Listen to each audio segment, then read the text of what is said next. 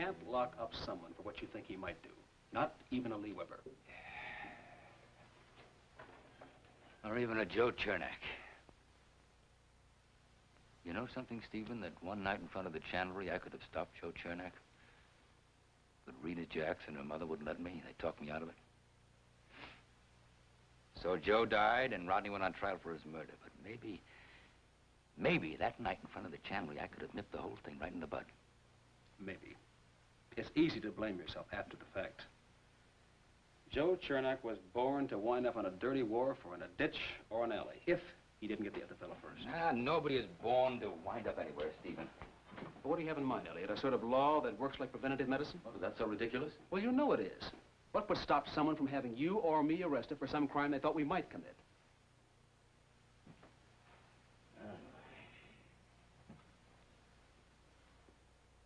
Now listen, Elliot. I'm on your side. Now look, Lee took a swing at me. Potentially, he's as violent an individual as I've ever seen. But legally, our hands are tied. Yeah, I know. The law's on the side of those Lee Webers. Oh, I know those Lee Webers, Stephen. I spent 6 months in a cell with one once. Then till he knifed a guard. You know, they all have a common denominator, Stephen. They're all so wrapped up in their own ugly little lives that they don't give a hoot about anybody else's rights or anybody else's life. And the frightening thing is that you can't get through to them, you see. You can't break down that wall of indifference. I'm going to pass something on to you that I think will slam the door shut on Lee Weber once and for all. Chris told Allison something in confidence, and Allison passed it on to me only because she was smart enough to be afraid. Chris told her that Ann wasn't responsible for his accident. And Allison thinks that Chris is covering up for Lee.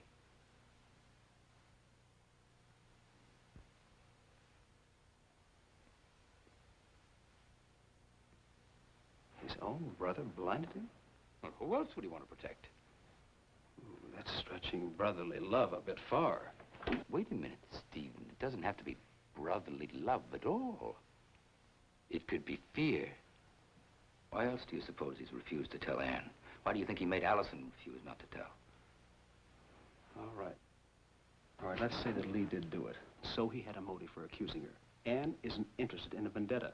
When she finds out she's innocent, that'll close the matter as far as she's concerned. Yeah, but not as far as Lee is concerned. If he did it, he's going to feel like his back is against the wall. Because people are bound to ask. If Ann didn't do it, who did? Sure, that figures, doesn't it? Elliot, why did you come here? Why did you tell me? Because you're Ann's lawyer.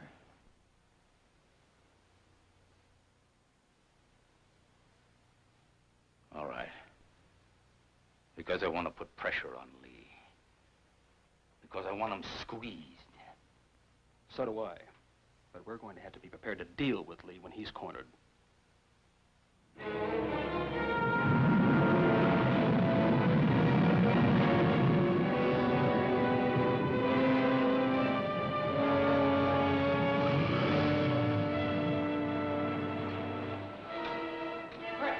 Stay where you are.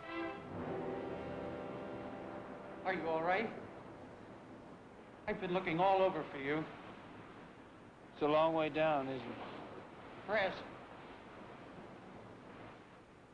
it? To the sea and the rocks. That ledge is about halfway. I was lucky I only fell that far. I was lucky. Come down here. Why? Because I don't like this place. What are you doing with that suitcase? Waiting for my train. Well, what are you doing here? I'm leaving. Peyton Place.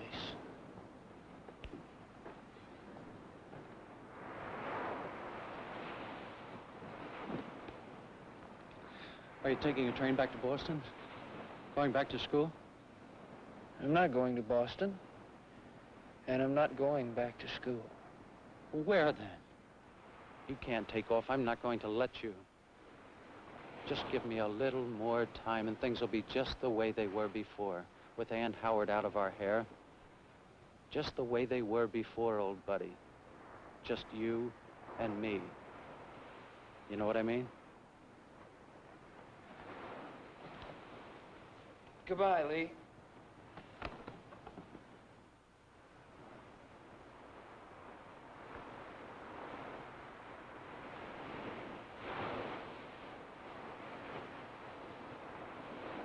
You just can't walk out on me, Chris. Where are you going? New York? How come New York? It's big. You know the train doesn't stop here. You always used to like to play up here because it scared me and you knew it, right? Hold on, Chris. You knew it. That's why we always had to play blind man's buff up here. Because your little brother was scared. Scared of the blindfold, scared of falling, and scared of the dark. A joke, huh? Don't, Chris.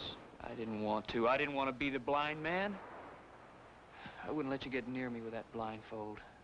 But you would have caught me if she hadn't come. We held her for you. And she whimpered because you tied the blindfold too tight. You threw sand at her and sticks. You barked and howled and yelled, tormenting her the way you wanted to torment me, until she couldn't stand it anymore. Started screaming for help and crying and pulling at the blindfold. It could have been me. It would have been me if she hadn't been lonely that day.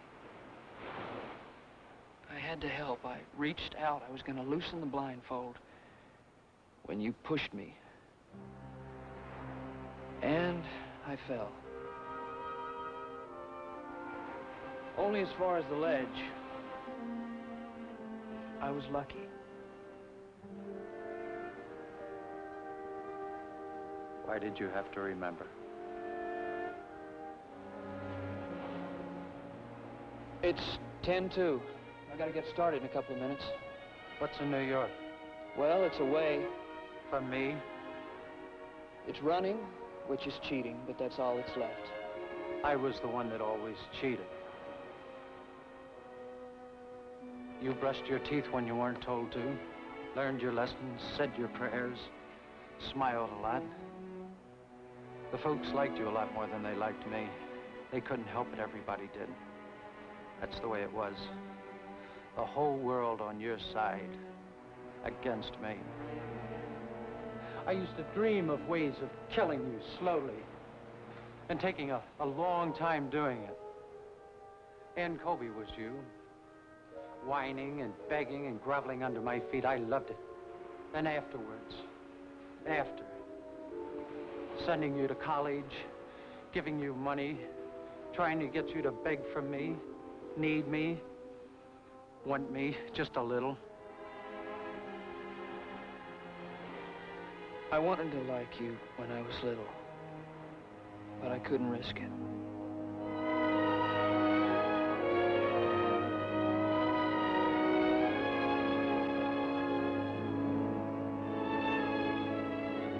Until now.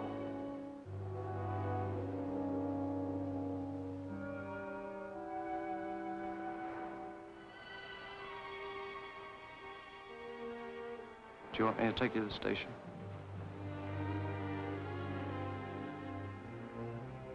No. You're going to miss your train. I know. I'm not going, Lee. I've changed my mind. I'll live with it. And you.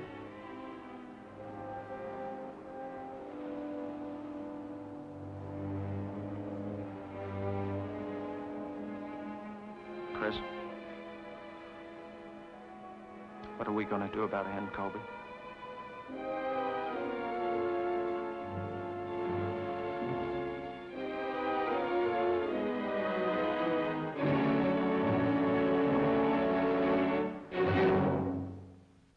Preview from the continuing story of Peyton Place.